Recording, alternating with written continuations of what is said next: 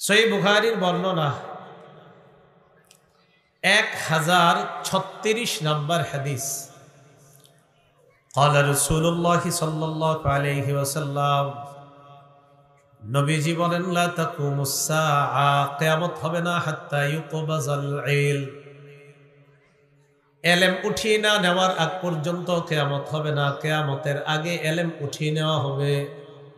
কিয়ামতের আগে ইলম উঠিয়ে নেওয়া হবে। ইলম কিভাবে আল্লাহ উঠাবে কিয়ামতের আগে? এটা আবার বুখারীর 100 নম্বর হাদিসে আছে। قال رسول الله صلى الله عليه وسلم, নবীজি বলেন, ইন্নাল্লাহা লা ইয়াকবিজুল ইলমা ইনতিজাআন ইয়ানতাজিউহু মিনাল ইবাদ, আল্লাহ বান্দার ছিনা থেকে ইলম একবারে ছিনিয়ে নিবে এমনটা হবে না। ওয়ালাকিন ইয়াকবিজুল ইলমা বিকবজিল উলামা, আলেমদেরকে উঠিয়ে নেওয়ার মাধ্যমে ইলম আল্লাহ উঠিয়ে নিবেন। ইলম আল্লাহ ছিনায় নিবে এমনটা হবে না যে কারো সিনা থেকে এইভাবে টান মাইরা নিয়ে গেছে, এমন না। আলেমদের মৃত্যু হবে, ইলম উঠে যাবে। গত 2 বছর 3 বছর আমাদের দেশে আলেম মৃত্যুর হার কম না অনেক বেশি? অনেক বেশি। তো রাসূলুল্লাহ সাল্লাল্লাহু আলাইহি সাল্লাম বললেন, কিয়ামতের আলামতের মধ্যে একটা হলো হাত্তা ইউকবাজাল ইলম, ইলম উঠিয়ে নেওয়ার আগ পর্যন্ত কিয়ামত হবে না। এমন একটা পরিস্থিতি সৃষ্টি হবে, হাত্তা ইযা লাম ইউকি আলিমা, যখন কোনো আলেম খুঁজে পাবে না, ইত্তাখাযান নাসু রুউসান জুহালা, মানুষ জাহেলদেরকে নেতা বানাবে। ধর্মীয় নেতার আসনে জাহেলকে বসায় দিবে। ফাস্তাফতাউ ফাআফতাউ বিগাইরি ইলম, মানুষ জাহেলদেরকে একের পর এক প্রশ্ন করবে, আর জাহেল সাহেব একের পর এক উত্তর দিতেই থাকবে। প্রশ্ন করবে, কোন প্রশ্নে বলবে না আমি পারি না, আমি জানি না, সব প্রশ্ন পারে আর উত্তর দিতেই থাকবে। বিদ্যা ছাড়া উত্তর দিবে। ফাদাল্লু ওয়া আদাল্লু, তারা নিজেরাও পথভ্রষ্ট হবে, অন্যদেরকে পথভ্রষ্ট করবে। আল্লাহ আমাদেরকে হেফাজত করে। রাসূলুল্লাহ সাল্লাল্লাহু আলাইহি সাল্লাম বলেন, লা তাকুমুস সাআতু হাত্তা ইউকবাজাল ইলম, কিয়ামত সংগঠিত হবে না ইলম ছিনিয়ে না নেওয়া পর্যন্ত। সহিহ বুখারীর বর্ণনা 80 নম্বর হাদিসের বর্ণনা। قال رسول الله صلى الله عليه وسلم, নবীজি বলেন, ইন্না মিন আশরাতিস সাআ আন ইউরফাআল ইলমু ওয়া ইয়াসবুতাল জাহলু, নবী বলেন কিয়ামতের আলামতের মধ্যে এটা একটা আলামত, ইলম উঠিয়ে নেওয়া হবে, মূর্খতা সমাজের মধ্যে প্রচার প্রসার লাভ করবে, মূর্খতা বেড়ে যাবে, বিদ্যা উঠে যাবে। ওয়া ইয়াজহারুজ জিনা, জিনা প্রকাশ্যে রূপ ধারণ করবে, প্রকাশ্যে জিনা হবে, প্রকাশ্যে জিনার রূপ ধারণ করবে। ওয়া ইউশরাবাল খামরু, মদ পান করা হবে। তো রাসূলুল্লাহ সাল্লাল্লাহু আলাইহি সাল্লাম বললেন, কিয়ামতের আলামত ইলম উঠে যাওয়া, মূর্খতা ছড়িয়ে পড়া। ইলম উঠে যাওয়া, মূর্খতা ছড়িয়ে পড়া, এটা হলো কিয়ামতের আলামত। তো আসেন বুখারীর ওই হাদিসটা পুরোটা শুনি। 1036 নম্বর হাদিসে রাসূল বলেন, লা তাকুমুস সাআতু হাত্তা ইউকবাজাল ইলম, কিয়ামত সংগঠিত হবে না ইলম যতক্ষণ উঠিয়ে নেওয়া না হয়। এরপর রাসূল বলেন, ওয়াতাকসুরাজ জালাজিল, ভূমিকম্প না হওয়া পর্যন্ত কিয়ামত হবে না।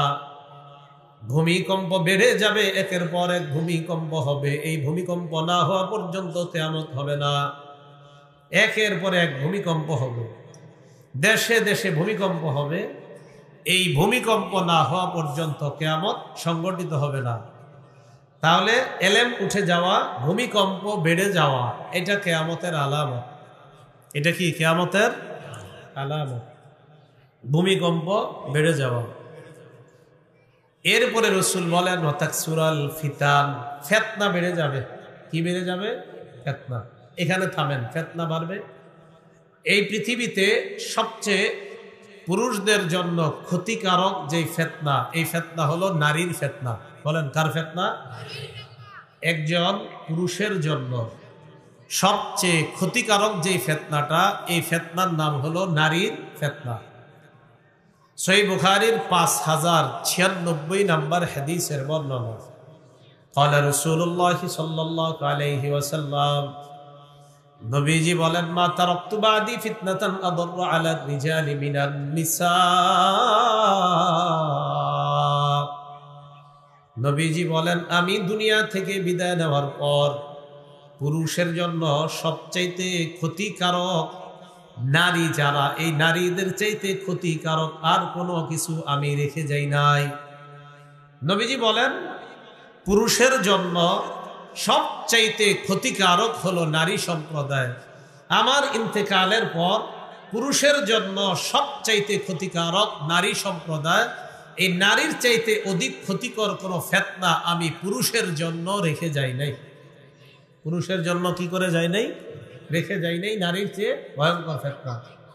রাসূলুল্লাহ সাল্লাল্লাহু আলাইহি সাল্লাম বলেন, ওয়াতাকসুরাল ফিতান, ফিতনা বাড়বে। মুসলিম শরীফের বর্ণনা। তিরমিজিতে আংশিক আসছে 2119 নম্বর হাদিস। قال رسول الله صلى الله عليه وسلم, নবীজি বলেন, ইন্নাদ দুনিয়া হুলওয়াতুন খাদিরাতুন ওয়া ইন্নাল্লাহা মুস্তাখলিফুকুম ফিহা। রাসূলুল্লাহ সাল্লাল্লাহু আলাইহি সাল্লাম বলেন, পৃথিবী হুলওয়াতুন খাদিরাতুন, মিষ্টি সুমধুর পৃথিবীটা। ওয়া ইন্নাল্লাহা মুস্তাখলিফুকুম ফিহা, এই পৃথিবীতে আল্লাহ তোমাদেরকে প্রতিনিধি বানিয়েছেন। ফায়ানজুরু কাইফা তা'মালুনা, আল্লাহ দেখবে তোমরা কিভাবে আমল করো, কেমন আমল করো, এটা আল্লাহ দেখতে চান। নবীজি বলেন, ফাত্তাকুদ দুনিয়া ওয়াত্তাকুন নিসা, তোমরা দুনিয়ার ফিতনা থেকে বাঁচো, নারীদের ফিতনা থেকে বাঁচো। তোমরা দুনিয়ার ফিতনা থেকে বাঁচো, নারীদের ফিতনা থেকে বাঁচো। এরপর রাসূল বলেন, ফাইন্না আউয়ালা ফিতনাতি বানি ইসরাঈলা কানাত ফিন নিসা,